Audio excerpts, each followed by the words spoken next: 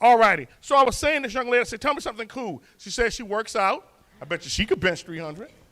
Nah. Can you bench 300? Yes, I can bench 500. 500 milligrams. Done. We ain't say what it was in. Loves karaoke. Yeah. But does it at home. Yeah. Will not. Okay, that's all right. That's cool. It's like a home stage thing. Cool mom.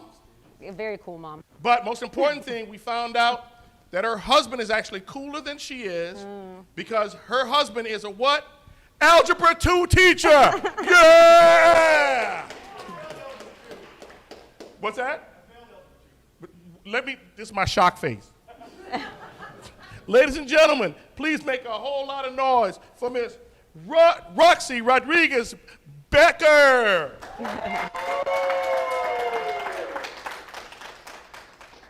Hi, I'm Roxy. I am a former math teacher, so I guess I was cool at one point as well.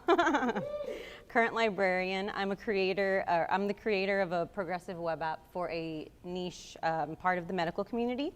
I was on CodeTV's Web Dev Challenge. I emceed at RenderATL, and this is my first conference talk.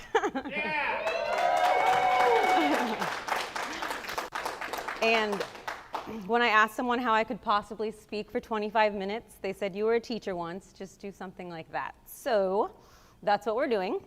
I have a million slides. These are the most words you will see. They're mostly just visuals. This presentation is broken up into the 6 steps you might be expecting if you read the description of my talk, mixed in with some life advice because that is how I taught math. It wasn't just about the concepts, Pythagorean theorem, the coordinate plane, absolute value graphs. It was about problem solving your way through life and keeping the attention of a bunch of middle schoolers. So there's a bunch of clips in here too. So I apologize, the tech talk comes a little bit later. I have a really big story for you first. So in every job I've ever had, it was always super cringy when they'd ask me for my why. Until I had one. This is Sebastian. He's super cute, right? He's also very expensive. There was a cha-ching sound there. So fair warning, some of the upcoming images show Sebastian in the hospital, primarily on some sort of breathing treatment. You'll see him with my husband, Daniel, his dad, and his brother, Alaric, as well as sister, Leela, just for what you'll see. If you want to look away at any point, I totally understand. You can check in with your dog sitter, see what your friends are doing on socials. I take no offense. It's totally fine. I'm going to deep dive into everything that led to the first step in ship it first, fix it later, which is identifying a problem. Spoiler. So sit back and relax while I teach you some medical terms for about 10 minutes. And please don't confuse my humorous callousness. It is a coping mechanism, along with bubble tea. And this. Sebastian was born with bacterial association. Because he could not clear phlegm and mucus, he was often hospitalized due to respiratory distress.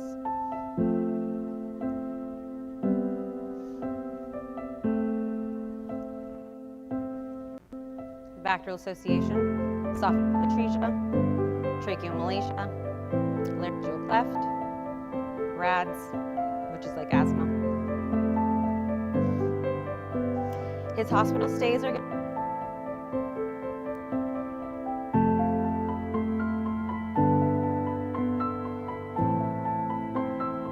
They are fewer and farther between. We aren't out of the woods yet, but he's getting there.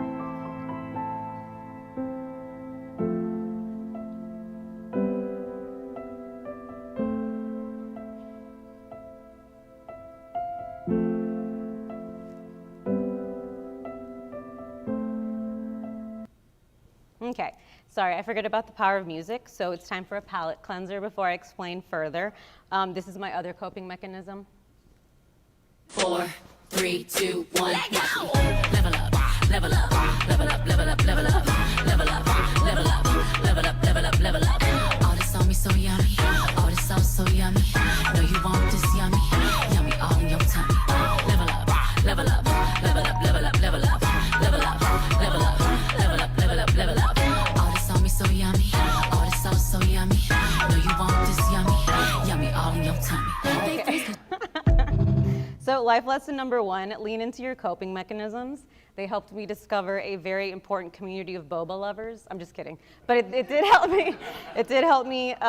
It did help me find an important community of other families with kids with Factorial Association. And in case you're wondering, I normally order milk tea with crystal boba and egg pudding. So just back to Sebastian. Well, almost. This is me. Around the time when Sebastian's condition became much more serious, I was but a wee babe, learning off and on with free code camp and not having discovered the power of the tech community yet. My problem-solving skills kicked in, but so did my imposter syndrome. I eventually noticed a problem and I created a solution, but was hesitant to put it out there. So I reflected for anyone in the same boat and created 6 steps to maybe possibly help you ship that MVP, help folks, and fix it along the way. Step 1 is obviously have a traumatic life event. Just kidding. Identify a problem. When I searched up a GIF for identify a problem, for some reason, Will Ferrell with the I don't know if y'all remember this sketch from SNL, but it is so good, I had to leave it. So the tiny cell phone. So maybe you notice a problem in your own life. Maybe you have to sit and brainstorm a bit, maybe with other communities, read articles, brainstorm with AI. Unfortunately, there are way too many problems in the world, so pick one and get to work. All right, I'm going to dig a little bit deeper into the problem that I eventually identified, so please bear with me.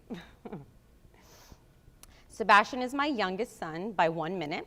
Don't worry, he's doing all right these days. He was born with a very rare condition called Factorial Association. Factorial is an acronym for 7 different conditions. If you have at least 3 of them, you would fall under this categorization. He had exactly 3. On top of the obstacles that come with his particular set of Factorial-related challenges, there are other conditions that go hand in hand with part of the Factorial conditions. So we're just stacking up the hospital bills. I mean, medical needs. So I said that he has 3 of the 7 conditions. The primary one is called esophageal atresia. It's where your trachea and your esophagus are fused together. So he required immediate surgery at birth. Along with esophageal atresia comes some BOGO challenges, but it's more like born with one, get many challenges. He's got malacia, which is a floppy trachea, which makes it really hard to clear mucus, which is why in 1 or 2 of the videos you may have seen him with a CPT vest, chest physiotherapy vest, that helps him clear out mucus. And he's also got a laryngeal cleft, so he cannot drink normal fluids. They have to be thickened. On top of super weak respiratory system.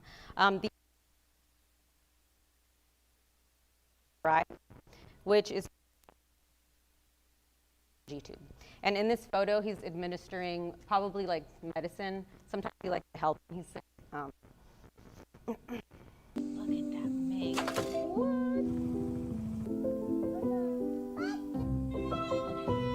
Breathe, darling. This is just a chapter. It's not your story. If only the breathing bit was easier for this sweet boy. So the primary challenges Sebastian faces concern his respiratory system. And a side effect is that he burns too many calories simply existing.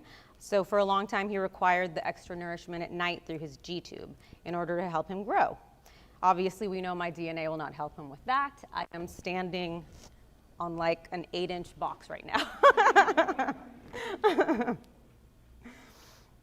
So just to give you an idea, this is his equipment. It's double. There's only supposed to be 1 of each, but I liked all the pictures. So there's a bag that is attached to a pump. You put the feed rate into the pump, and it makes the formula run from the bag through the pump into the G-tube and then into the button.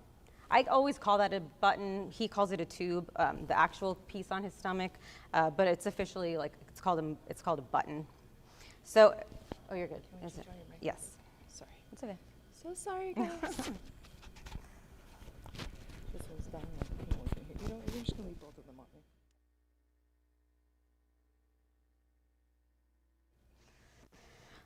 So imagine that the tube or the button is like an earring. it into the hole in the stomach, and then with a syringe, you fill the balloon with water, and it acts as a stopper. And not everyone in the Tubi community has respiratory problems like Sebastian, but here's an idea of what his feeds look like at night. The oxygen is only necessary if he's very sick. Sometimes it prevents hospital stays or allows him to be discharged sooner. We're very lucky that we have an oxygen concentrator now. That thing, it's a concentrator, not a compressor.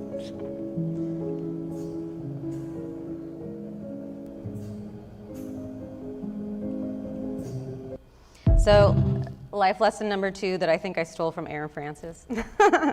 Become known for something. I became well versed in the respiratory system, so much so that people thought I worked in the medical field when I would take Sebastian to the ER. I knew the exact things to say to get him seen fastest. I made the tube feed tracker and talk about it nonstop. We will get to that in a moment.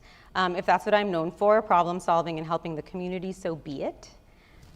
That and a little bit of internet trolling. This particular complexity, his G-tube that I've been talking about this whole time, will build my first progressive web app that solved a problem in the medical community and is used around the world daily. So by the way, I'm Roxy. I have a background in education, web development, and content creation, and I am also a medical mom. And I purposely made this super dramatic. I am a lot more than this, and lately it's been nice that it hasn't been my entire identity. My family is Cuban. Where's Calypso? Generation American.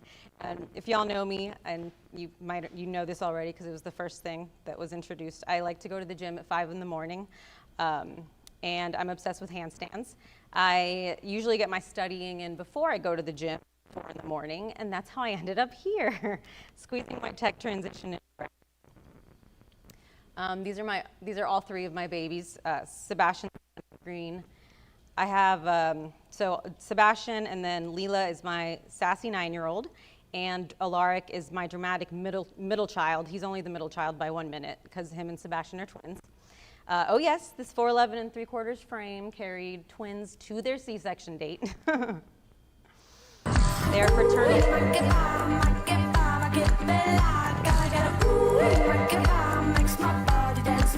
Everyone thinks they're identical, but they're fraternal twins, Alaric and Sebastian.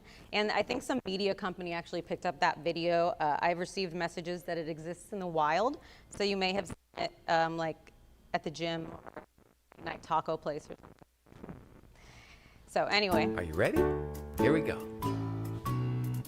January, February, March, April, May, June, July, August, September, October, November, December. These are the 12 months of the year. 2020 was a really bad year because Leela started kindergarten, and the jokes are completely accurate. Kids carry all the germs. She brought everything home to her brothers. So by 2023, it wasn't great, but Sebastian's stays were dropping in frequency and length.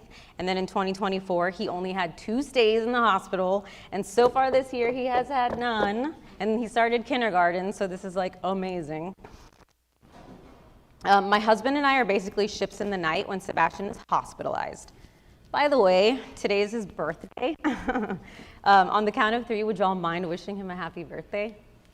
Happy birthday, Daniel. 1, 2, 3. Happy birthday, Daniel. Thank you. Okay, so remember when I told you Sebastian only receives 2 feeds at night? During one of his many hospital stays, both of us noticed that night shift nurses were struggling to figure out Sebastian's feed rate. The conundrum is that Sebastian eats primarily by mouth, and he can really put it away. Like, he looks super small, but he loves to eat. And we know that he's full because his tube will be like jutting out of his clothes, and we're like, no more, you are so good, like, no more food. But it isn't typically the case with kids with G-tubes. Normally that's like their primary way of eating. So we need to leave room between dinner, the tube feed, and breakfast so that he can digest and eat. So the dietitians had strict numbers they wanted the nurses to follow, but us, the parents, we had input regarding his rate of barfing if they like tried to go by his weight. That's another conversation.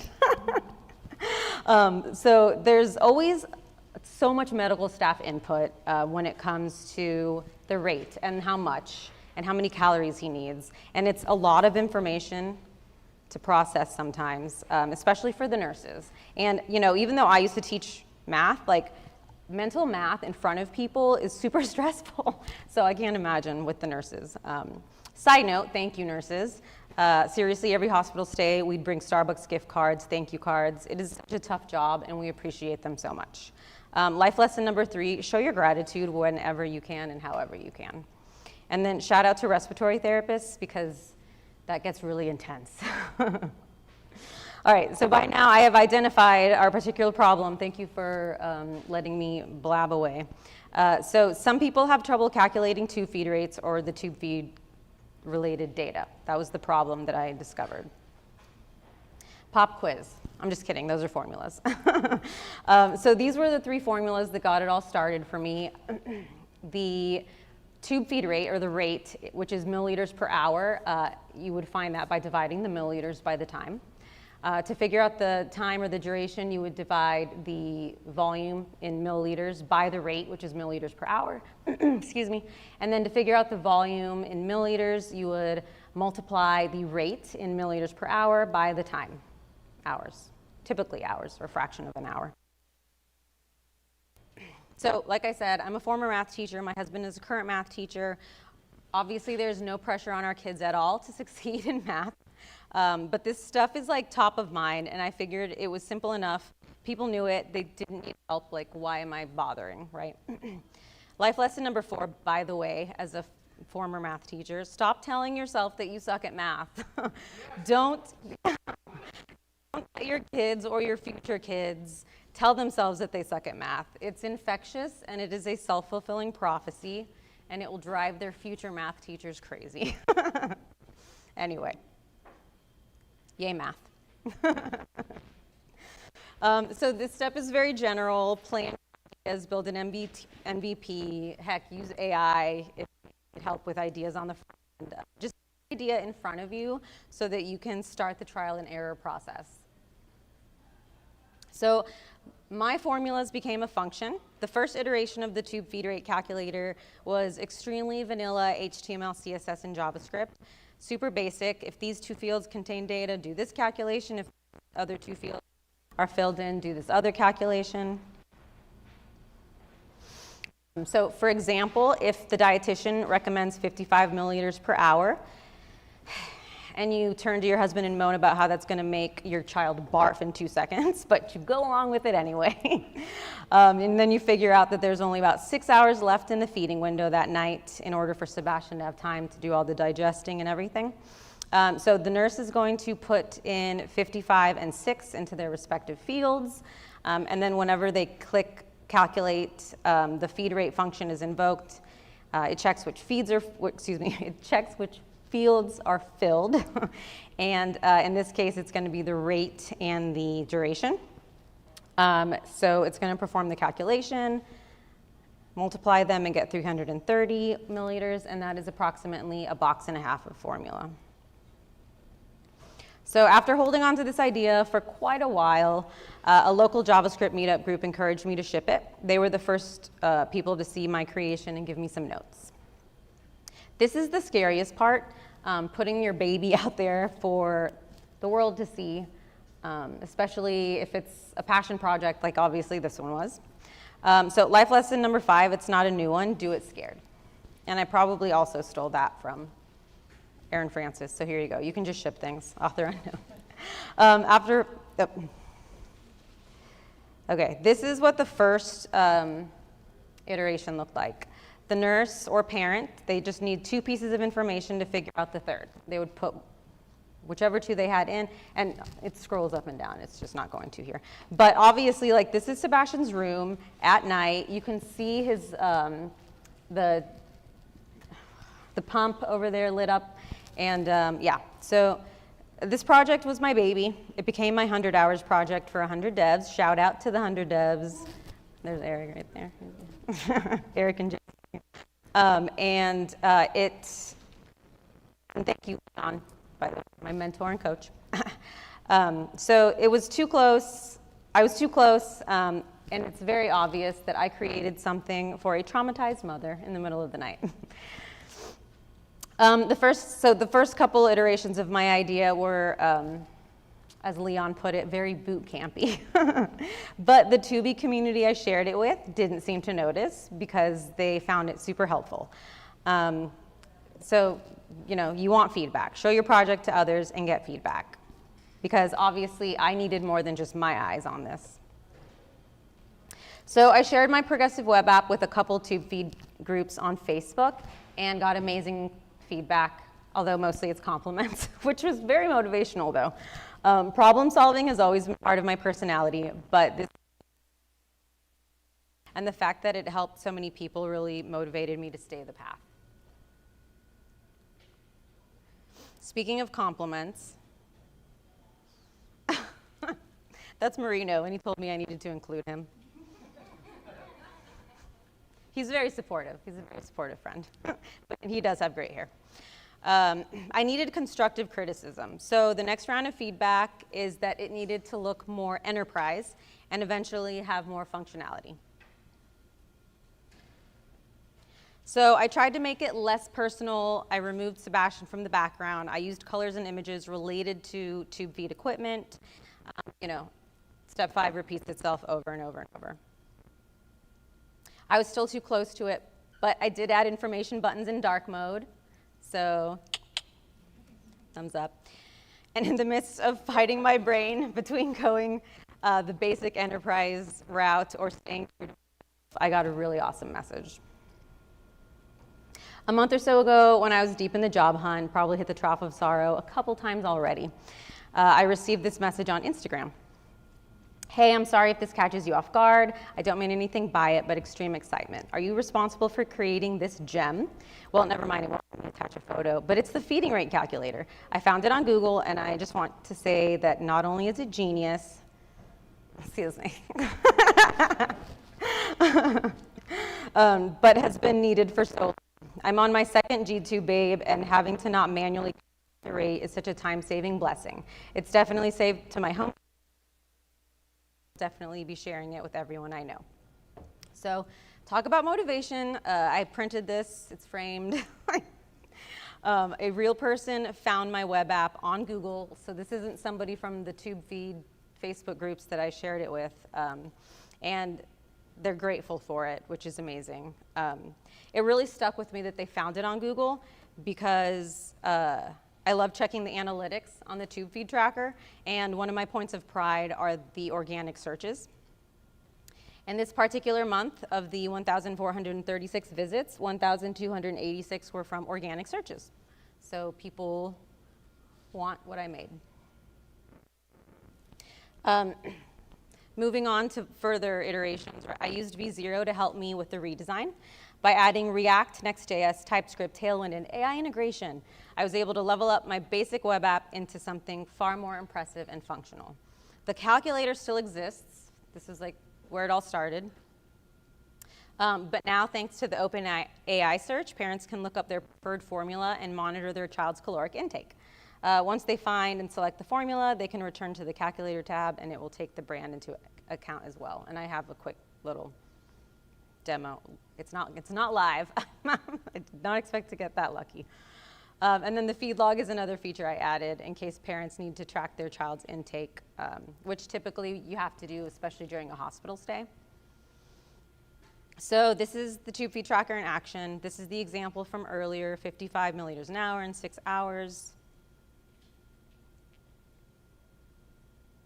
And then if you go to the formula tab, Sebastian uses Kate Farms 1.5, so that is what I select.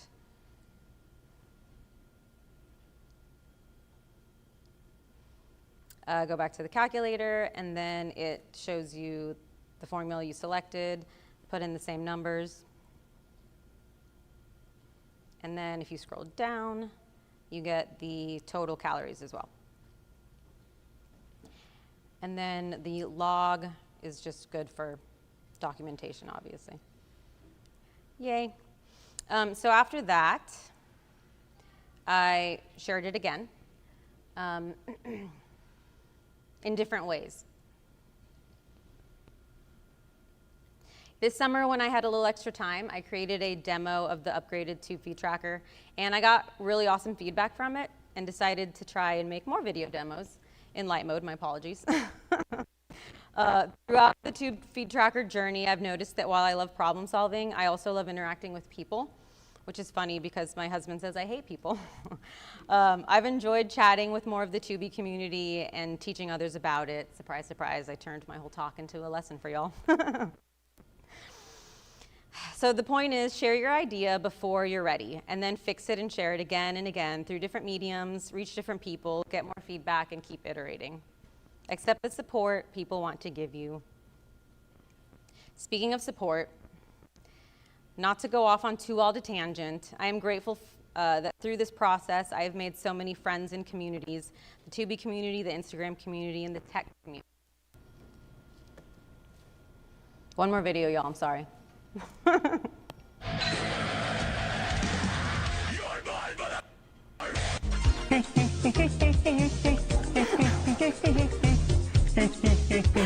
Those poor little pandemic babies. Life lesson number 6, find a community, find several communities. You really need a support system. Speaking of communities, I need to give a special shout out to the folks in the community who fiscally helped get me here. Jason, Ryan, Brianna, Matt, Tessa, and Andrea. The support from this community, and especially y'all, means so much to me. Thank you everyone for coming to my first talk. Feel free to connect with me. And one more GIF because you may have seen it. The end.